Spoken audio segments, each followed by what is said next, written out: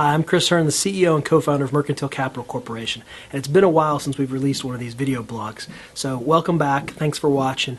At the end of this, when I finish talking actually, we're actually going to show you about 8 minutes of my testimony that I did a couple weeks ago in front of the U.S. Senate Small Business and Entrepreneurship Committee. Now, we've only got my sections in there. And I promise we didn't do an NBC News, edit job, unfortunately, like that terrible scenario. And if you want to watch, by the way, the whole thing, there'll be a link below that you can go ahead and do that. So we just wanted to show you me on camera, what I said, when I said it, etc.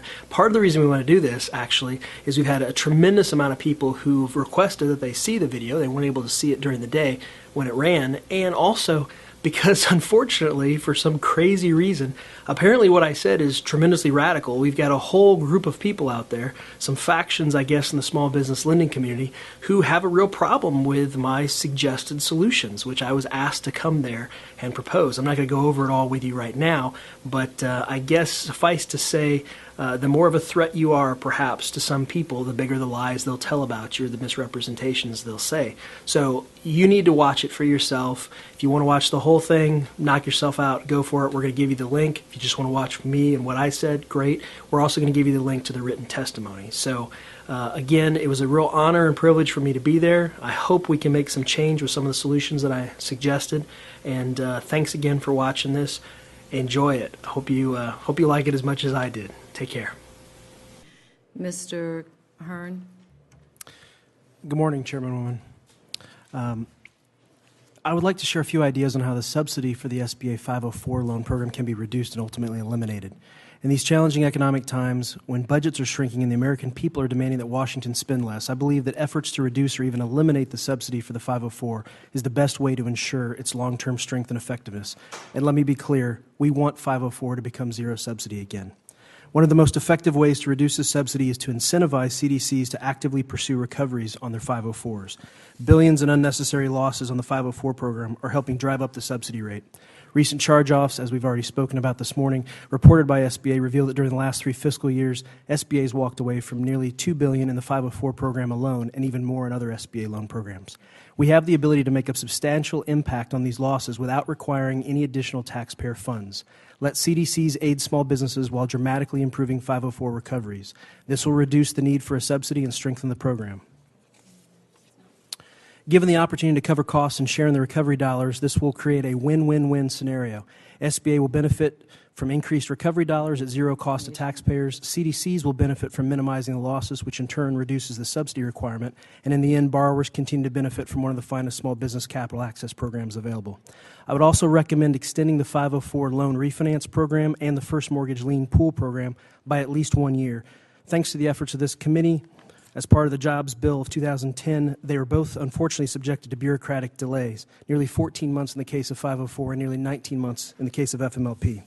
The reason for extending these two programs is that they will bring down the subsidy rate because both charge higher fees to borrowers to offset future losses, 16.55 additional basis points for refi and 74.4 basis points for FMLP. I believe these fees are grossly overstated and will produce excess fees to help bring down the subsidies in the future. To let these programs expire prematurely as they are gaining momentum would be unwise and irresponsible. In summary, we need to empower CDCs to maximize recoveries and extend 2 successful 504 loan programs that this committee created less than 2 years ago, but have yet to get out of the starting gate. Thank you, and I welcome your questions. Thank you. Well, this is going to be a very interesting debate between the Chamber of Commerce on one side, Mr. Wilkinson on another, and you arguing for the opposite position. And I'm going to ask you how Mercantile Capital makes its profits and how your company operates. Mr. Wilkinson, I'm going to ask you to respond to Mr. Hearn. And why do you think he's wrong, or do you because you testified completely opposite. You support the subsidies, he wants to get rid of them. And he thinks the program can work without the subsidies. So what do you want to say about that? First, I would say he was commenting on the 504 program from his perspective. And I think he was looking for a path to get to a zero. And, in the past, we have had a zero subsidy in the 7A program as well. So you agree with him that we could get to a zero subsidy at an appropriate time. And as we had in our written testimony, when we had the funding from the Jobs Act and the Recovery Act, and we reduced the cost to to borrowers in the program and increase the guarantees, we saw our loan volume go up dramatically. When we ran out of those fundings, we saw our loan volume drop dramatically. And in fact, our current fiscal year volume is already below, about 10% below fiscal year 2010. So how precipitously did it drop without the reduction in fees? Go ahead. I think this chart, I don't know if you have. I'm sorry, I can't. Yeah, I'm sorry, you don't have access to these charts, but go ahead. I'm sorry. Go ahead. Just repeat what you said. That the loan volume. Loan volume is in fiscal year 2012 that has the same fee structure today that we had in 2010. We're running about 10% behind fiscal year 2010. So any further increase in fees today would likely cause that loan volume to drop even further, which is not something we want to do, given this really is small businesses' only access to long-term capital. And so, Mr. Hearn, tell me again why you want to increase the fees. I think it's not sustainable long-term for these programs to operate. I'm sorry. With a subsidy. And the fact is, in the recent history, we've operated at a zero subsidy. And you have two programs, specifically the 504 refi and the FMLP program, that are set to expire this September, both of which are meeting tremendous demand in the marketplace. Well, if Senator Snow were here, she could put back up her chart that when the rate of no subsidy, when it was zero, the default rate was the highest. And I'm not sure we want to have a high default rate. I don't know if they had, if it was related. I don't. Yeah, because it was a default rate that is what is part of the subsidy now is including the default rate made in the years where the program was operating with fees that paid for it. Now, I don't know if there's a Can we put cause and effect. But getting back to it, you think that we should just charge the small businesses the fees? You think that the loan volume will stay up? And does your company make more or less money or the same when the fees are low or high? It makes the same. It Same doesn't matter. amount, so it doesn't matter. The fact of the matter is we have data that shows that refis and FMLP are both meeting demands in the marketplace, even though they have additional fees above the statutory limit of the 9375 basis points. And to the default point, 504s have averaged historically just under 2% default rate before the Great Recession hit about 3 years ago. So I'm not really sure what the data that we were referring to a few moments ago.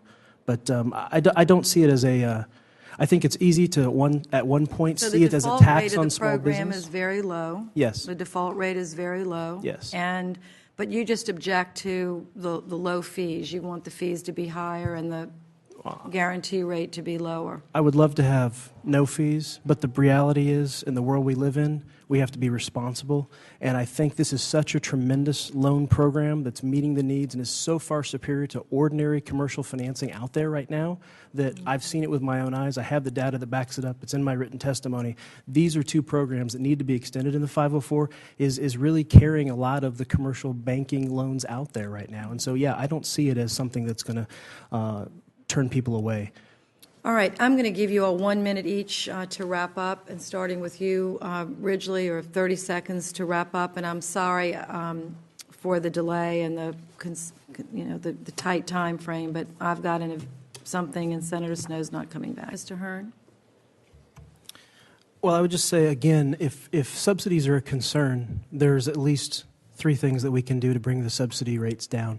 I think it's just responsible for the SBA to empower CDCs who are local experts for the SBA and who are involved and can be involved early in the process as opposed to waiting until the end when Treasury gets involved far too late in the process.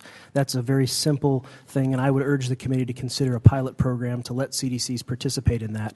The second thing I would say is I really feel we need to extend the 504 refinance program. These are better performing loans than even regular 504s in many cases, and if you review my written testimony, you'll see why I make that argument. The FMLP is basically the SBA has assumed a preferential risk in this situation while creating a secondary market in this program. It's the only market that is actually meeting the needs of special purpose commercial properties out there, and has shown great strides since both of these programs have gotten away with some of the delays that they had when they first were launched. So I would urge the committee to consider both of these programs. Thank you. Thank you.